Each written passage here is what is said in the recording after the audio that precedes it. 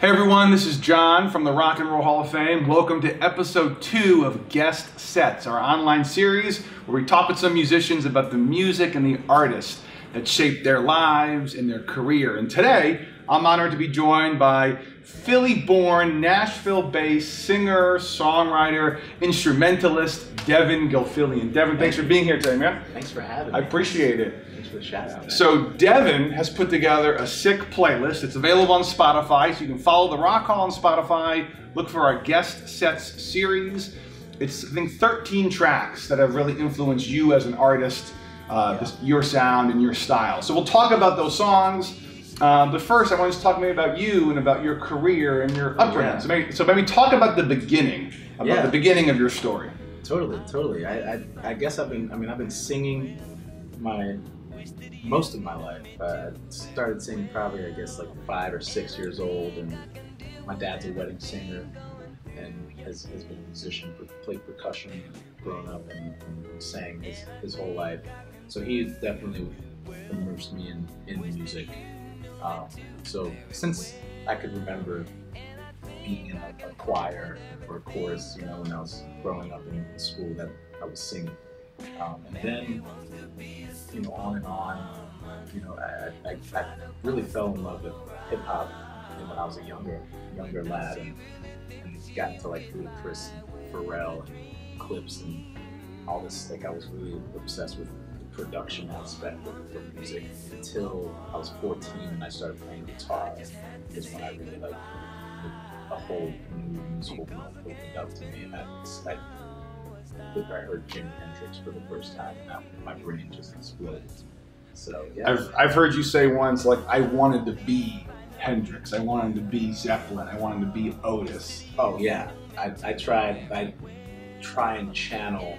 I definitely wanted to be Jimmy, and then I think at like maybe 2 years later, when I was 16, I was like, I'm never gonna be Jimi Hendrix. I'll try and channel Jimmy as much as I can, but to like, yeah, no one will ever be Jimmy, like no one will ever be Otis or Stevie Wonder or any of those guys. What I love about your list, and I think it's clear, and I think when you listen to your records, is that it's the diversity of sound, of style. I mean, certainly you have a lot of R&B and soul and blues-based music, but again, to have, so like you have the Allman Brothers, Whippin' Post. Yeah. How did you get turned on to a group like the Allman Brothers, or that song particularly?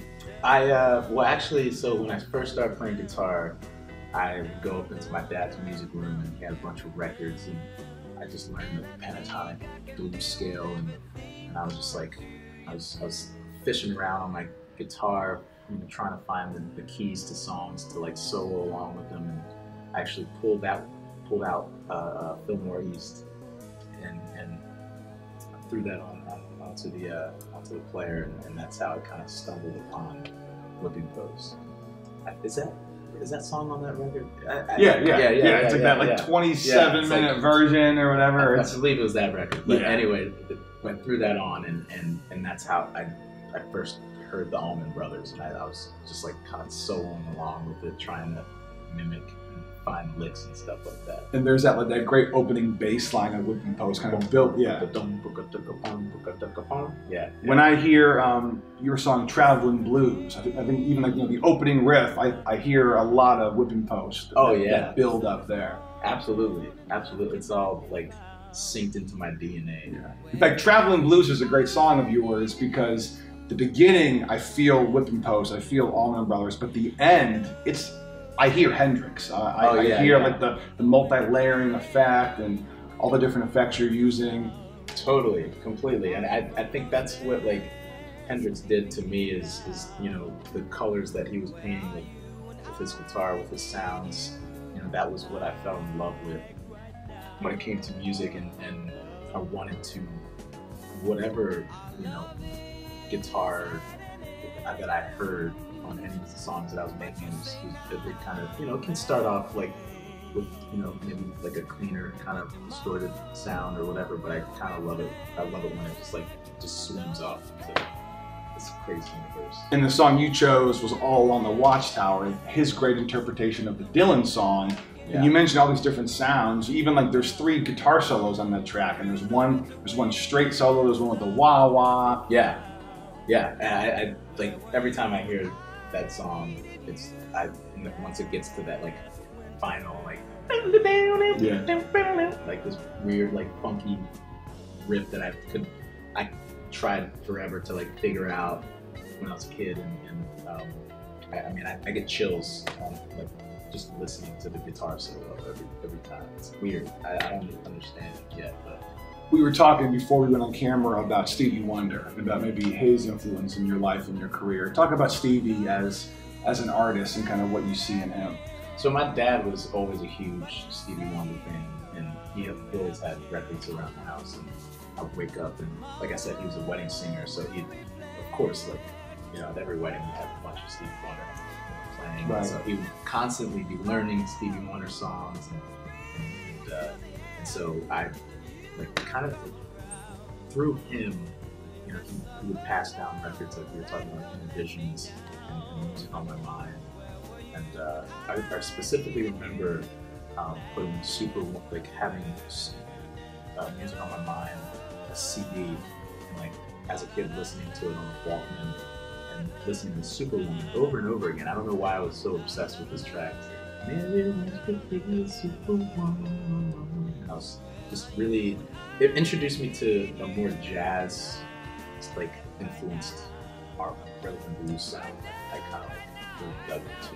Really, Stevie's voice always kind of shaped how I would sing too at that point in my life. Yeah, that's really well said. I like the way you say that. And you choose Superwoman. That's a song that you put on your list. And I mean, I think Music of My Mind, that record is sort of Stevie's like next step into like artistic maturity. So yeah, exactly. Yeah, exactly.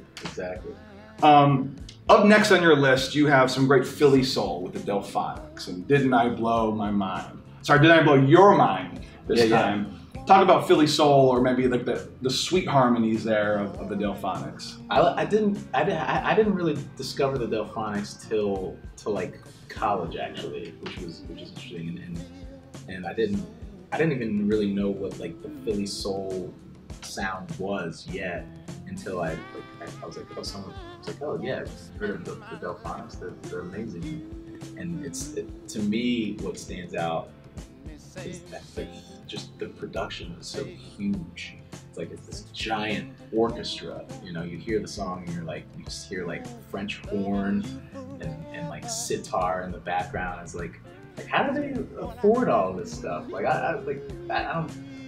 There must be like 30 people in the room playing all these instruments. So that to me kind of, I fell in love with that huge kind of production sound. It's like the Gamble and Huff and Tom Bell. Tom Bell. Yeah, exactly. And you probably, like you mentioned, your love of hip hop in the early age. I mean, hip hop also loves Philly soul, and the Delphonics, all these artists, the OJs, they're sampled in so many hip hop songs as well. So you probably even heard some of that music before you knew kind of its original origin source, I bet. Exactly. And that was, for example, one of the other songs, Erykah Badu, Bag Lady. Yeah. That I heard that in